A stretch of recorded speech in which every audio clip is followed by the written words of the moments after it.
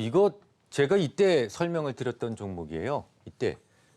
근데 그때 제가 뭐라고 말씀을 드렸었냐면 너무 좋은 종목이다.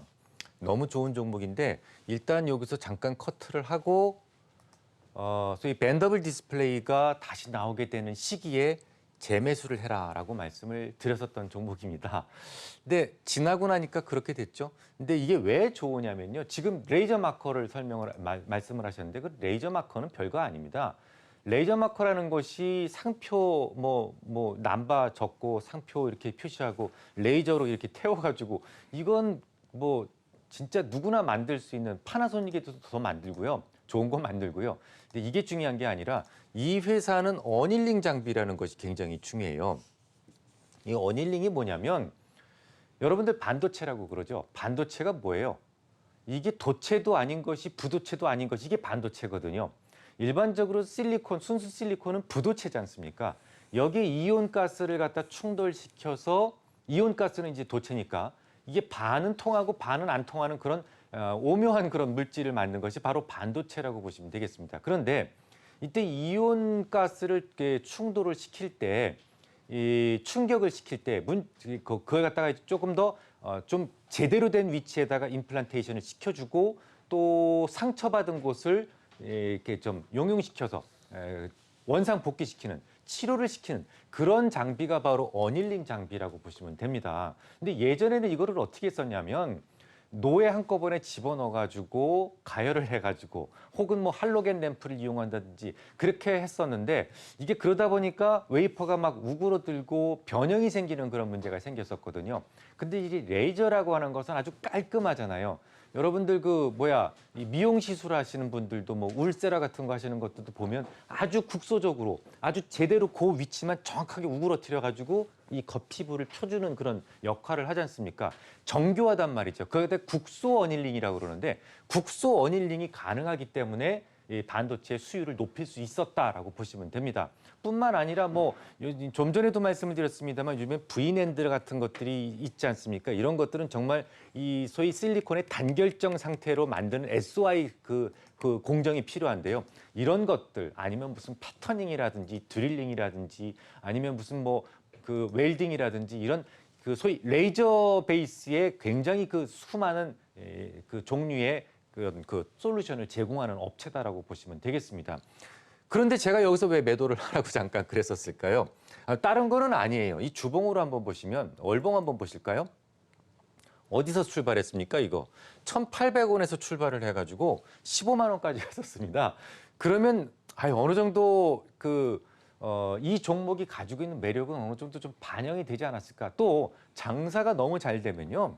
옆집에 뭔가 또 생기는 법입니다. 경쟁자가 생길 수가 있다는 거죠. 그래서 여기서는 좀 일단 좀 매도했다가 다시 여기서 다시 사자라고 말씀을 드렸던 이유가 또 있어요. 왜냐하면 이제 밴더블 디스플레이 같은 경우 이제 밴더블 뭡니까? 그 케이싱하고 이게 좀 리프트 오프 할 수 있는 그런 장비가 필요한데 그걸 또 만들 수가 있습니다. 그래서 이 레이저 장비하고 관련이 있는 이 밴더블 디스플레이에서 무조건 필요한 그런 장비이기 때문에 여기서 또 한번 시세를 낼 수 있다는 생각에서 다시 한번 사자라고 말씀을 드렸던 건데 지나고 나니까 뭐 대충 맞았던 것 같아요. 그런데 중요한 거는 확대해 보겠습니다. 과연 최저점을 드림팀이 잡아낼 수 있었을까라는 부분인데요. 보죠. 일단 매수신은 어떻게 본다고요? 초록색 선을 파란색 선이 깔고 뭉갰을 때 그것도 30 이상에서 매수 신호가 발생한다. 확정이 아니라 발생한다라고 말씀을 드렸는데요. 어디서 그런 신호가 발생을 했나요? 요날 발생을 했네요. 요날. 틀렸네요.